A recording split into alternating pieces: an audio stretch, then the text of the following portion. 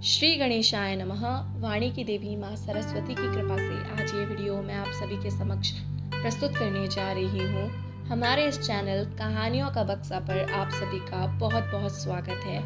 आज के इस वीडियो में हम निर्जला एकादशी के बारे में बात करेंगे। तो शुरू करते हैं आज के इस वीडियो को।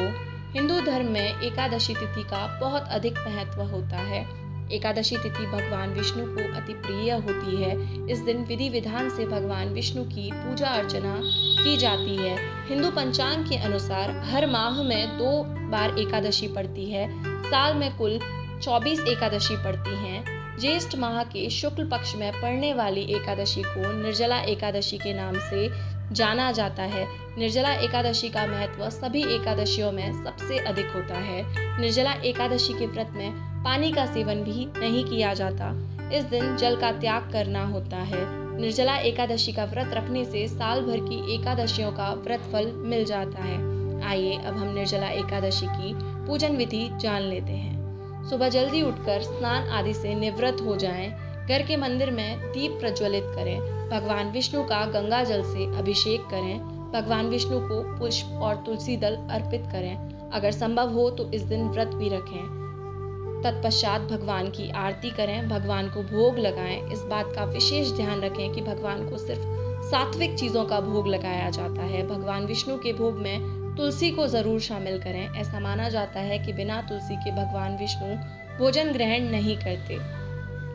इस पावन दिन भगवान विष्णु के साथ ही माता लक्ष्मी की पूजा भी करें। इस दिन भगवान का अधिक से अधिक ध्यान करें। निर्जला एकादशी का महत्व अब हम जान लेते हैं। इस पावन दिन व्रत रखने से सभी तरह के पापों से मुक्ति मिल जाती है। इस व्रत को करने से व्यक्ति की सभी मनोकामनाएं पूरी हो जाती हैं। धार्मिक मान्यताओं के अनुसार एकादशी का व्रत रखने से मृत्यु के बाद मोक्ष की प्राप्ति होती है। आइए अब हम पूजन सामग्री की लिस्ट जान लेते हैं। सर्वप्रथम विष्णु जी का चित्र अथवा मूर्ति, पुष्प, नारियल, सुपारी, फल, लौंग, धूप, दीप, घी, पंचामृत, अक्षत, तुलसी दल, चंदन, मिष्ठान आदि। आइए अब हम निर्जला एकादशी की व्रत कथा सुनते हैं।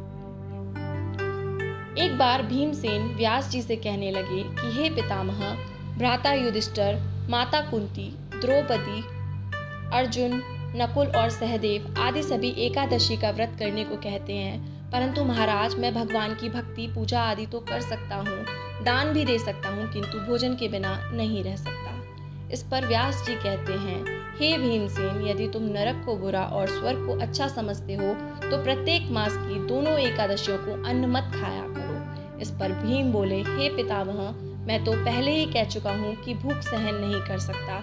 यदि वर्ष भर में कोई एक ही व्रत हो तो वह मैं रख सकता हूँ, क्योंकि मेरे पेट में व्रत नामक अग्नि है जिसके कारण मैं भोजन के बिना नहीं रह सकता।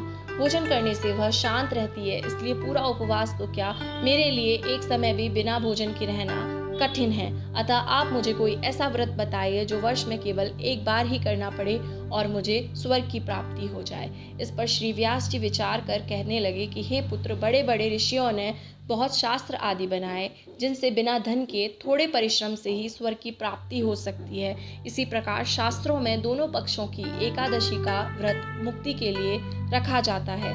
ऐसा सुनकर भीमसेन घबराकर कांपने लगे और व्यास जी से कोई दूसरा उपाय बताने की विनती करने लगे। कहते हैं कि ऐसा सुनकर व्यास जी कहते हैं कि वृषभ और मिथुन की संक्रांति के बीच ज्येष्ठ मास के शुक्ल पक्ष की जो एकादशी आती है उसका नाम निर्जला है। इस एकादशी में अन्न तो दूर, जल भी ग्रहण नहीं किया जाता।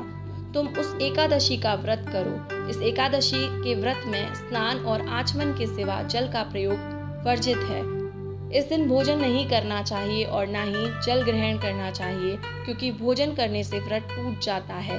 इस एकादशी में सूर्योदय से शुरू होकर द्वादशी के सूर्योदय तक व्रत रखा जाता है, यानी व्रत के अगले दिन पूजा करने के बाद व्रत का पारण करना चाहिए। व्यास जी ने भीम को बताया कि इस व्रत के बारे में स्वयं भगवान ने बताया है। यह व्रत सभी पुण्य कर्मों और दान से बढ़कर है। इस व्रत से मनुष्य के समस्त पाप दूर हो जाते हैं। वीडियो को पूरा देखने के लिए धन्यवाद। अगर आपको ये वीडियो पसंद आया हो तो वीडियो को लाइक कीजिए और अगर आप चैनल पर नए हैं तो चैनल को सब्सक्राइब कीजिए। धन्यवाद।